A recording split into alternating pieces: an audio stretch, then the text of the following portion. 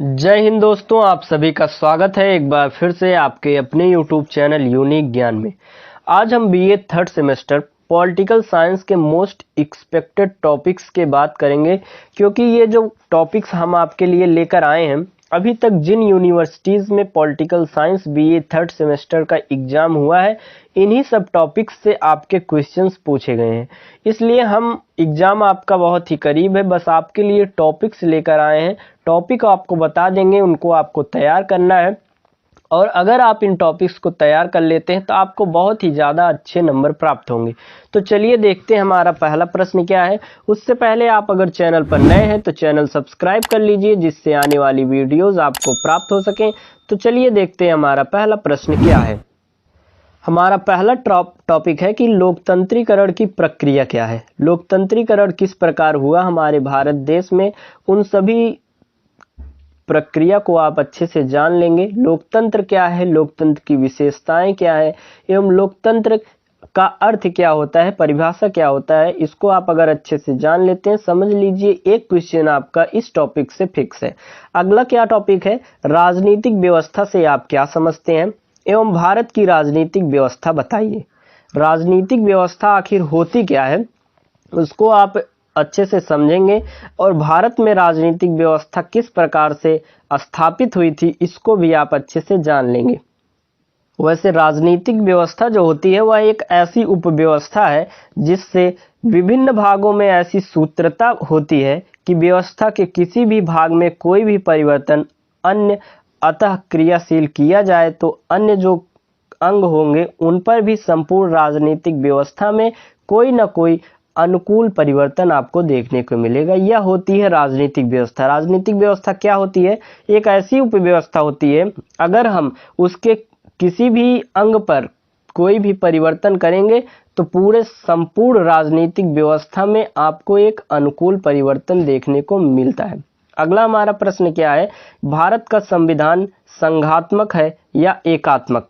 भारत का जो हमारे संविधान है वह संघात्मक है या एकात्मक। वैसे तो हमारा भारत का संविधान जो है वह संघात्मक ही है, लेकिन इसका झुकाव थोड़ा थोड़ा जो विद्वान है वह कहते हैं कि एकात्मक के तरफ है। इसके भी कुछ कारण हैं।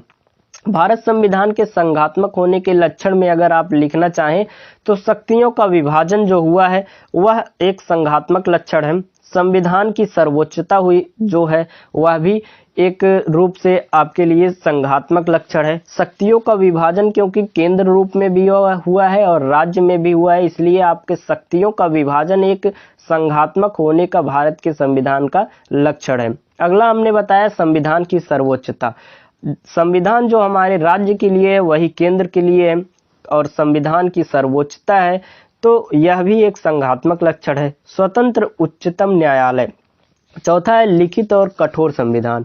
हमारे भारत देश का संविधान जो है वह लिखित भी है, और एक रूप से अगर हम देखें तो वह बहुत कठोर संविधान है।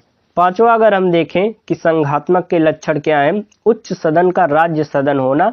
जो राज्य सदन होता है वह उच्च सदन के रूप में जाना जाता है, यह भी हमारे संघात्मक होने का लक्षण है। परंतु अगर हम देखें तो हमारे भारतीय संविधान में एकात्मक होने के भी लक्षण बहुत ही अधिक मात्रा में उपलब्ध हैं। पहला आप अगर देखें इकहरी नागरिकता। अगर आप किसी भी राज्य के हैं, उत्तर प्रदेश, मध्य प्रदेश, राजस्थान, कहीं के भी हैं, लेकिन आपकी नागरिकता भारतीय होगी।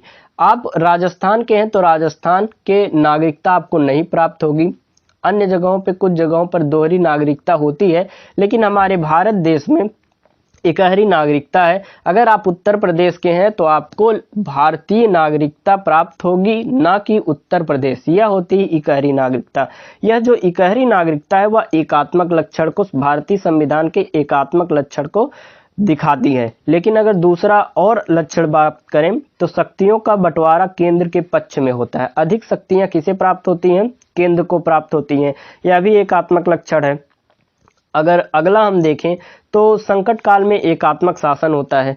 जैसा कि आप देखेंगे अनुच्छेद 352, 356, 360 में, इन सभी समय पर जो संकट काल के समय होते हैं, संकट काल का जो दीर्घ होता है उसमें राष्ट्रपति शासन लागू हो जाता है। तो 352, 356, 360 यह भी एक एकात्मक लक्षण है भारतीय संविधान का। अगला हम देखें, अगला क्या होता है कि आर्थिक दृष्टि से राज्यों को दुर्बल स्थित किया जाता है। यह सब भारतीय संविधान के संघात्मक या एकात्मक के लक्षण है। इन सभी को आप अच्छे से पढ़ लीजिएगा, इससे भी आपका एक न एक प्रश्न अवश्य पूछा जाएगा। या तो आपको दीर्घ प्रश्न में भी यह प्रश्न दिख सकता है, दीर्घ उत्तरीय में, लघु उत्तरीय में, 2 नंबर वाले में भी आपको देखने को मिल सकता है कि आपसे सीधे पूछ लेगा भारतीय का जो संविधान है संघात्मक है या एकात्मक।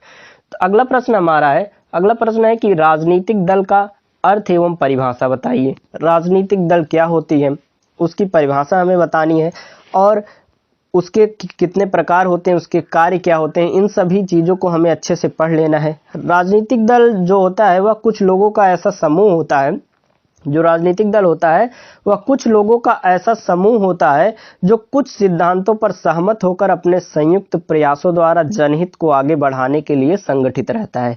ये हमारा हो गए 4 टॉपिक्स। आगे के टॉपिक्स हम देखेंगे। अगला टॉपिक है हमारा लोकतांत्रिक विकेंद्रीकरण। लोकतांत्रिक विकेंद्रीकरण, अगर हम आपको बताएं विकेंद्रीकरण का क्या अर्थ होता है, सत्ता का बंटवारा या वितरण। सत्ता का बंटवारा जो है लोकतंत्र में किस प्रकार हुआ है वह भी आप जान लेंगे। लोकतंत्र या प्रजातंत्र का आशय उस व्यवस्था से है जिसमें राज्य की प्रभुसत्ता उस लोक निवासियों में निहित होती है।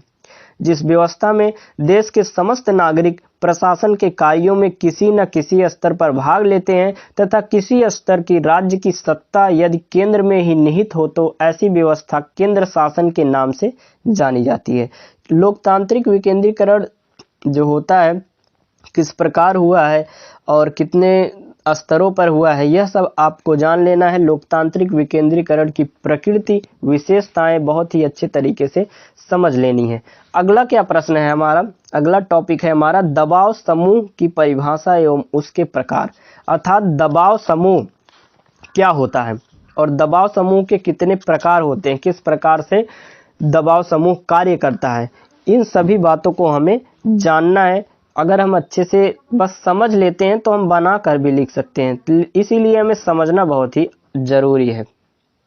दबाव समूह की अगर हम बात करें तो अगर हम आप या हम किसी भी समाज में देखें तो प्रत्येक समाज में विभिन्न व्यक्तियों के भिन्न भिन्न हित होते हैं, मतलब लेकिन कुछ उन्हीं में से ऐसे भी व्यक्ति होते हैं जिनका हित तथा रुचियां एक समान होती हैं। वे व्यक्ति अपना एक समूह बना लेते हैं और ये हित समूह अपने हितों की रक्षा के लिए प्रयत्न करते रहते हैं, और जब वे अपने उस उद्देश्य की पूर्ति के लिए शासन पर दबाव डालने की स्थिति में होते हैं तब वे दबाव समूह बन जाते हैं। और अर्थात जो हित समूह ही जब अपने हितों की प्राप्ति के लिए शासन पर दबाव डालने लगती है तब वह दबाव समूह कहलाती है। दबाव समूह के कितने प्रकार होते हैं हम आपको बस प्रकार बता देते हैं, उनको आपको जानना है। जैसे कि राजनीतिक दबाव समूह, आर्थिक दबाव समूह और सांप्रदायिक दबाव समूह, क्षेत्रीय दबाव समूह, भाषाई दबाव समूह, जातिगत दबाव समूह, नैतिक दबाव समूह और वैचारिक दबाव समूह, विदेशी दबाव समूह, ये सब दबाव समूह के प्रकार हैं। दबाव समूह के साधन क्या होते हैं, प्रसार प्रचार और शांतिपूर्ण आंदोलन, हिंसा एवं तोड़फोड़ और अनैतिक साधन, ये सब उनके साधन होते हैं किस प्रकार वह दबाव डालते हैं। और दबाव समूह का महत्व आप पढ़ लेंगे तो बहुत अच्छी बात है। अगला क्या हो जाएगा, हित समूह। जब अपने हितों के लिए कोई समूह बना लेते हैं तो हित समूह हो जाता है, और वही हित समूह जब दबाव डालकर अपना कार्य को लोगों सरकार तक पहुंचाते हैं तो वह दबाव समूह हो जाता है। तो हित समूह एवं दबाव समूह में क्या अंतर है ये आपको अच्छे से पता हो गया, क्योंकि वह बहुत ही आराम से कार्य करते हैं, दबाव नहीं डालते हैं सरकार पर, लेकिन जो दबाव समूह होते हैं वह डालते हैं उन पर दबाव सरकार पर। अगला हमारा टॉपिक क्या हो जाएगा, जाति व्यवस्था का अर्थ एवं भारत राजनीतिक में जातिवाद की भूमिका। यह भी आपके लिए बहुत इंपॉर्टेंट टॉपिक हो जाएगी। अगला टॉपिक देखेंगे, अगला टॉपिक है पंथ निरपेक्ष का अर्थ एवं उसकी विशेषताएं। हम आपको बस टॉपिक बता दे रहे हैं, बस इसको आप अगर तैयार कर लेते हैं तो 100% गारंटी है आपका इसी में से प्रश्न पूछा जाएगा। आप पेपर देने के बाद कमेंट भी कर सकते हैं कि इसमें से कितने क्वेश्चन आए, अगर नहीं आएंगे तो आप भी तब भी कमेंट कर सकते हैं। बहुत ही अच्छे टॉपिक है, और आप यूनिवर्सिटी जो भी एग्जाम हो चुके हैं उनके पेपर उठाकर देख लीजिए, आपको यहीं से देखने को मिल जाएगा सब जो टॉपिक है इन्हीं से सब प्रश्न आपको देखने को मिल जाएंगे। अगला टॉपिक क्या है, वर्ग व्यवस्था की परिभाषा एवं उसकी विशेषताएं। अगला है जाति तथा वर्ग में अंतर किस प्रकार है। क्षेत्रवाद से आप क्या समझते हैं एवं क्षेत्रवाद के मुख्य कारण बताइए।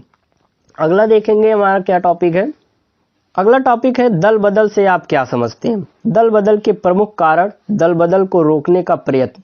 ये बहुत ही इंपॉर्टेंट टॉपिक है क्योंकि ये आपको दीर्घ उत्तरी में मिल जाएगा और 10 नंबर आपके फिक्स हो जाएंगे। तो दल बदल क्या होता है, दल बदल के प्रमुख कारण क्या है और दल बदल को रोकने का प्रयत्न किस प्रकार किया जा सकता है या किया गया है, उसको आप अगर अच्छे से पढ़ लेते हैं तो आपके समझ लीजिए दीर्घ उत्तरी में यह प्रश्न पूछा जाएगा। अगला प्रश्न है, अगला टॉपिक है भारत के राष्ट्रपति की आपातकालीन शक्तियां। ये और भी इंपॉर्टेंट है, ये भी आपके दीर्घ उत्तरी में पूछा जा सकता है। अभी तक हमने जो भी आपको टॉपिक्स बताए, आप इन टॉपिक्स को अच्छे से तैयार कर लीजिए और 100% गारंटी के साथ हम आपसे कहते हैं कि आपको इन्हीं टॉपिक्स में से सीधे सीधे प्रश्न देखने को मिल जाएंगे। आप इनको पढ़ लीजिए। तो अगला जो भी सब्जेक्ट होगा कमेंट में बता दीजिएगा, उनके इंपॉर्टेंट क्वेश्चंस आपको मिल जाएंगे। धन्यवाद, मिलते हैं अगले वीडियो में। और अपने दोस्तों के पास ये वीडियो जरूर शेयर करें जिससे वह भी लाभ उठा सकें।